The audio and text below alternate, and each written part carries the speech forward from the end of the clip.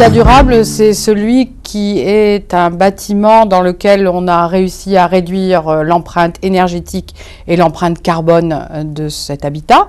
Mais c'est pas seulement ça, c'est aussi un logement dans lequel il fait bon vivre, dans lequel on a un comportement relativement économe et sobre. Et puis c'est aussi un habitat qui nous met en proximité avec les lieux dans lesquels on va acheter, les lieux où on va se distraire, les lieux où on va travailler. Voilà, l'habitat durable, c'est un petit peu tout ça. Je suis la directrice de l'Agence parisienne du climat qui a pour objectif de porter l'ensemble de la dynamique de la lutte contre le changement climatique sur le territoire parisien. Donc de réduire les consommations d'énergie de 25%, de réduire les émissions de gaz à effet de serre de 25% et de contribuer à avoir 25% d'énergie renouvelable d'ici 2020 sur le territoire parisien.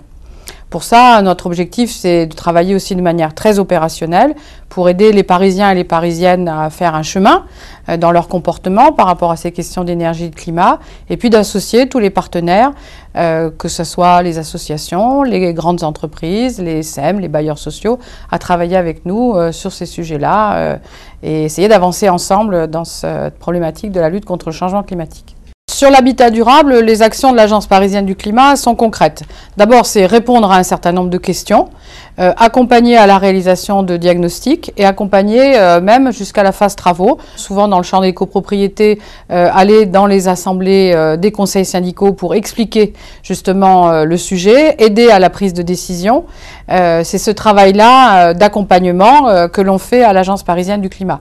C'est aussi un certain nombre d'actions concrètes pour répondre aux personnes qui ont envie de faire des travaux mais qui ne savent pas trop comment se repérer par rapport à l'ensemble des dispositifs financiers qui sont complexes et qui bougent tout le temps. On essaye aussi de pouvoir accompagner les locataires, les futurs locataires ou les futurs propriétaires qui se trouvent parfois un petit peu démunis face à l'interprétation des DPE qui sont maintenant obligatoires dans leur affichage depuis janvier et qui interpellent parfois quand les étiquettes sont de mauvaise qualité. Donc on aide aussi à se repérer par rapport à ces sujets. Alors, le chiffre à atteindre, c'est celui de la réduction des émissions de gaz à effet de serre des 3 x 25, qui sont des objectifs très ambitieux.